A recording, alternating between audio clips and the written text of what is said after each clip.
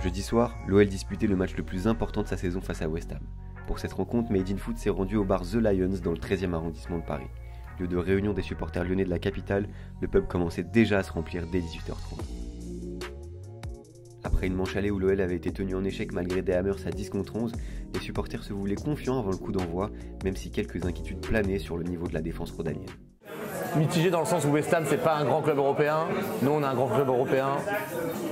Je pense qu'on va passer, on va galérer mais on va passer.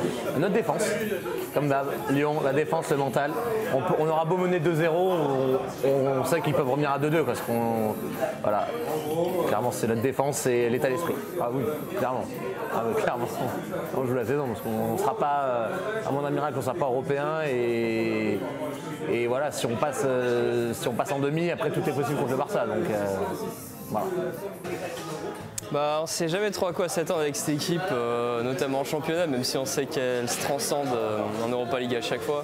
Mais en fait, c'est surtout au match aller où je pense qu'on doit plier ce match-là. Tu joues 11 contre 10. Là, ce soir, c'est incertain. Ils vont revenir dans un autre état d'esprit. Enfin, un peu partagé, voire même inquiet. Mais chaque fois que j'étais dans cet état, on passe au tour suivant. Donc, nous, principalement Lyon, parce que West Ham n'est pas si impressionnant que ça. En plus de ça, Cresswell est suspendu après ce rouge à l'aller. Puis non, c'est surtout nous de notre côté. C'est simple, si on fait un bon match, pour moi, on passe automatiquement. C'est juste, on a une capacité à se saborder quand le sort nous est favorable à la base. Je suis plutôt confiant. On a fait un bon match aller. C'est dommage de ne pas l'avoir emporté, d'autant plus qu'on a été en supériorité numérique pendant une mi-temps.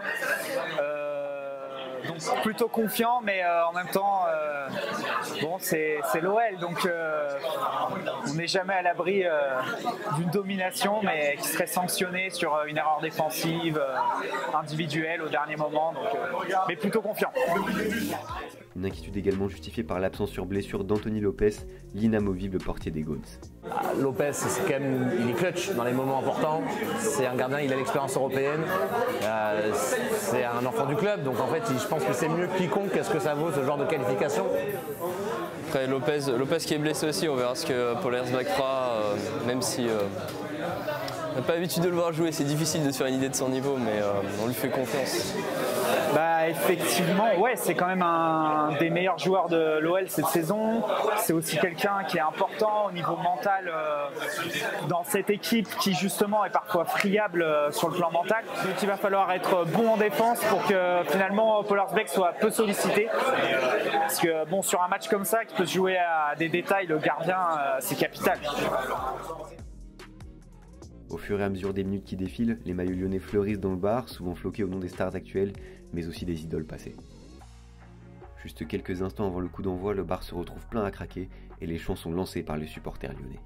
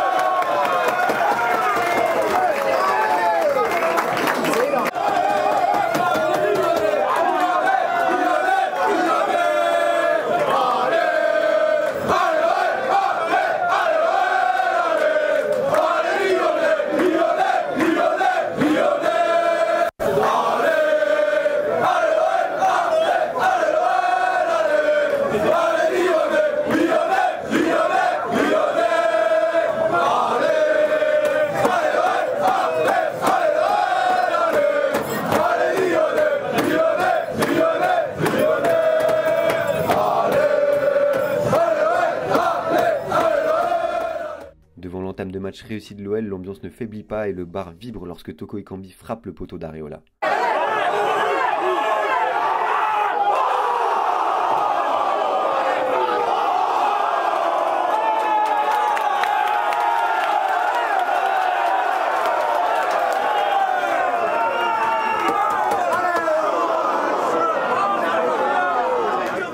l'atmosphère des grands soirs qui se prolonge avec l'énorme opportunité de Moussa Dembélé dans la surface de West Ham.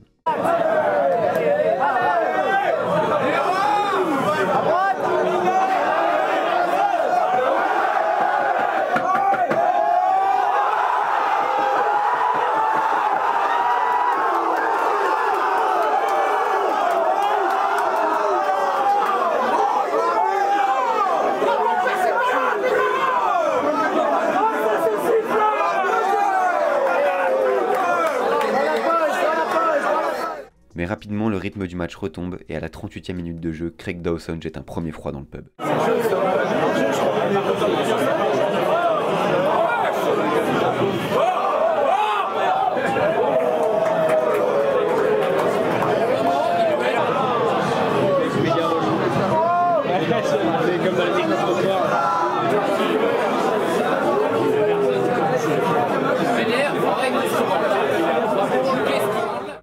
Un but rapidement suivi d'un deuxième et les visages des supporters lyonnais se ferment.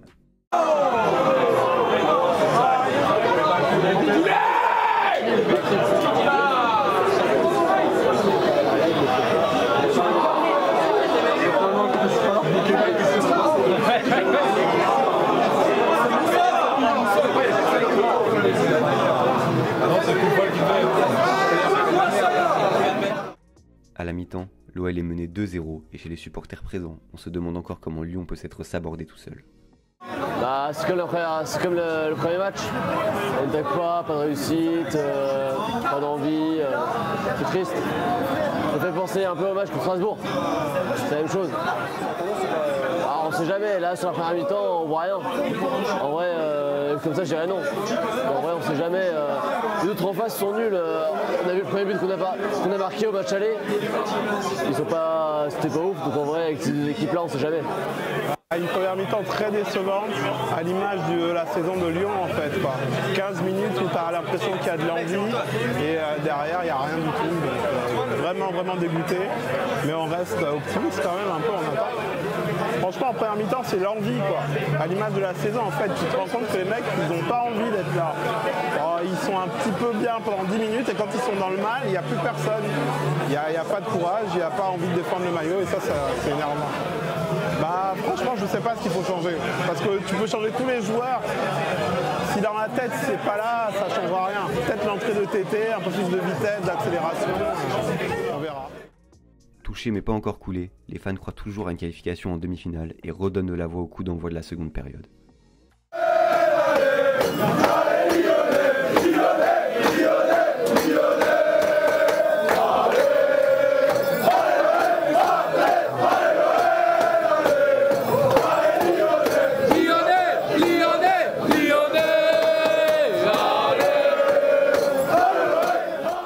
Cependant, l'espoir est de courte durée car dès la 48e minute de jeu, Jarrod Bowen profite d'une erreur lyonnaise pour mettre un terme au suspense.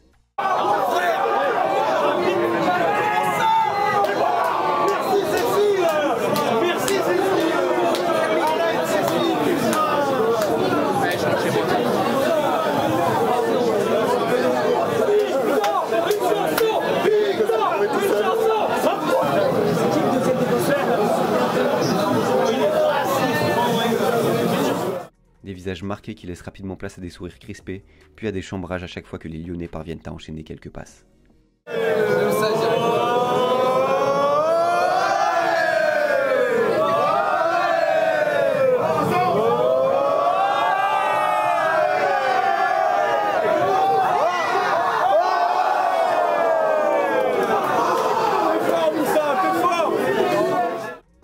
Certaines lignes marquées par la fin des ambitions européennes de l'OL, les supporters tentent de se réconforter en lançant des chants plus qu'ironiques.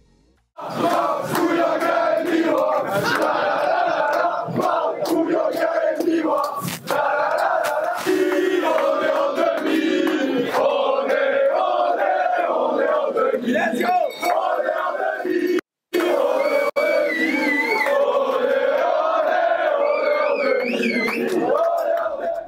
3-0 score final, une humiliation à domicile qui sonne très probablement la fin de saison de l'OL.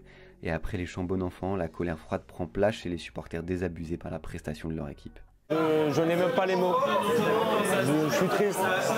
Parce que franchement, c'était l'Europa League, c'était la chaussure qui nous restait pour l'Olympique Lyonnais, pour avoir au moins la place en Ligue des Champions. C'est tout ce qui nous restait. Maintenant, on n'a plus rien. Pour moi, Peter Bosz, en soi, il a aligné son équipe. C'est pas vraiment de sa faute. C'est plus les joueurs qui se sont emmêlés peut-être, ou même plus. Ils se sont pris par la pression de l'autre équipe, alors qu'il n'y avait pas lieu d'être. Il n'y avait pas lieu d'être de se prendre une pression comme ça. On les a vus reculer face à West Ham. Voilà. Ouais, évidemment déçu.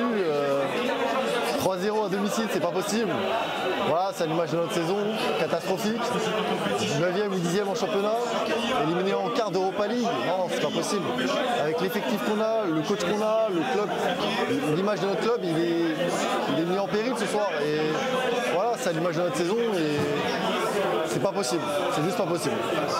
3-0, pas immérité, mais pas logique non plus parce que West Ham, honnêtement, c'est pas un grand West Ham, c'est pas une grande équipe. Sur le papier, on est largement meilleur, nos joueurs sont meilleurs. Ce soir, j'ai pas vu de pressing du tout. On est à domicile, on subit. Malgré qu'on a la possession, on subit. On n'arrive pas à se créer des occasions. Le pressing est inexistant. Voilà, après, je veux pas taper sur l'entraîneur. On change d'entraîneur tous les 2-3 ans.